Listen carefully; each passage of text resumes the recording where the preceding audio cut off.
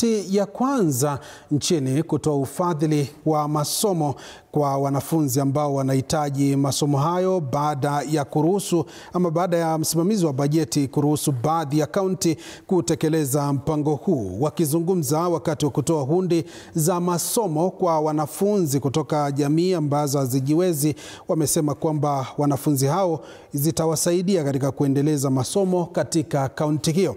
Mwandishi wetu Robert Gakure na taarifa hii.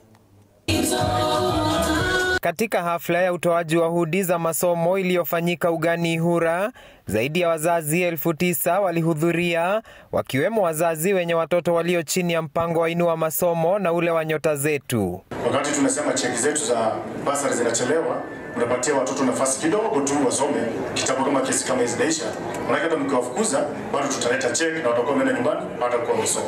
Kulingana na Gavana Irungu Kang'ata, serikali ya kaunti ya Murang'a imetenga shilingi milioni 50 kwa ajili ya ufadhili wa masomo wa muhula wa pili, akiongeza kuwa fedha hizi ni kati ya juhudi za kuimarisha elimu. Hiyo miaka ikifika, watu wataangalia ile barabara ilitengenezwa, ile hospitali ilitengenezwa, wale watoto walisomeshwa, watakumbuka kama tuliweza kuweka misingi ya maendeleo sisi ambao Mungu ametupatia nafasi za uongozi hivi sasa. Kang'ata amesema kuwa mpango wa Inua Masomo ulizinduliwa na serikali ya kaunti ya Murang'a Januari ya mwaka huu, lengo kuu likiwa ni kuongeza idadi ya wanafunzi katika shule za sekondari za kutwa. Wakenya na watu wa Murang'a, mimi kwa mafikira yangu, shida ni focus.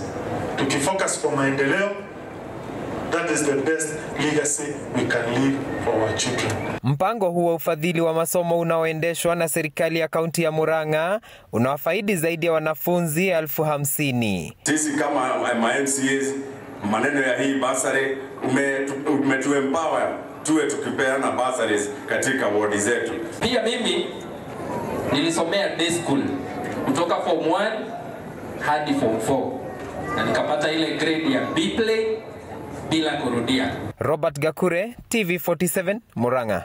Kazi ya roads and infrastructure.